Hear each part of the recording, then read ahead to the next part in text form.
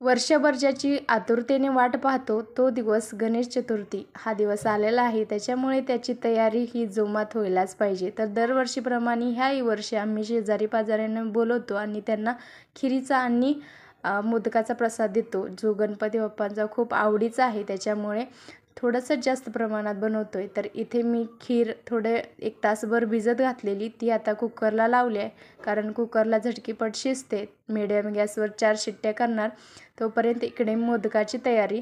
तर नारळ काढून घेतले, 2 नारळ आणि खिसून घेतला आणि थोडीशी हलकी-फुलकी आपण बडीशोप मी म्हणजे वाटून घेणार. कारण थोडीशी मोदकात वापरणार आणि थोडीशी खिरीमध्ये, त्याच्यामुळे छान फ्लेवर येतो.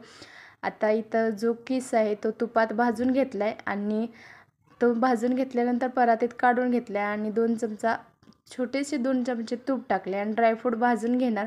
कारण थोडासा बाहेर प्रसाद आणि गणपती बाप्पांना द्यायचं म्हटलं की थोडंसं रिच पाहिजेच आणि छान पण दिसतं ते आणि लागतं पण क्रंची फ्लेवर. तर इथे साखर टाकले, कारण मी गूळ टाकायचं म्हणत होते, पण आई म्हणत होत्या साखर टाक, कारण सारण छान दिसतं पण आणि छान लागतं पण. असो, तर 2 वाटी किस थोडासा जास्त झाला तर 1 वाटी मी साखर टाकली. ती चांगली विरघळू दिली, म्हणजे थोडासा पाक असा होऊ द्यायचा आणि नंतर मग इथे बडीशोप आणि विलायची कुटलेली ती टाकली. अगोदरच होती विलायची, त्याच्यामुळे ती टाकली अगोदरची आणि थोडी होती ती खिरीसाठी उरवून ठेवली.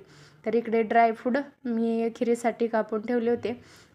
दुसरीकडे लगेच खीर चांगली मऊ शिजली होती, त्याच्यामुळे त्याच्यात गूळ घातला आणि चांगलं फेटला. वरती गॅसवरती येणं झालं तर त्याच्यामुळे खाली पायात धरून चांगलं फेटलं.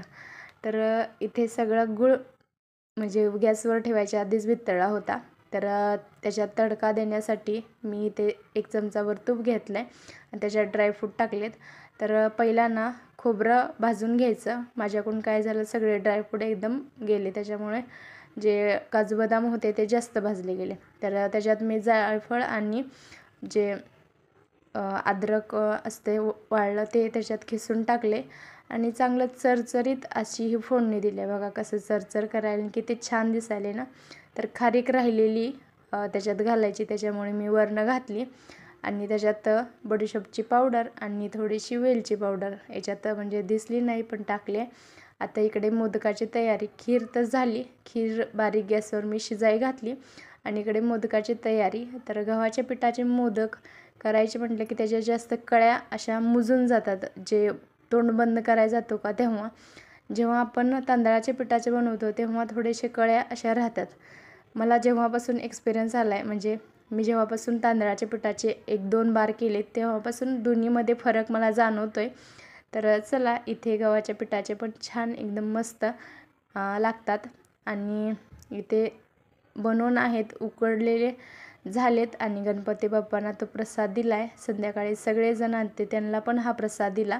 ते व्हिडिओ शूट झाला नाही. असो, तुम्ही पण बोला गणपती बाप्पा मोरया आणि आमचा गणपती डेकोरेशन आणि गणपती कसा आहे नक्की सांगा. चला, तुम्ही पण स्वस्त का मस्त राहा. तोपर्यंत हरी विठ्ठल.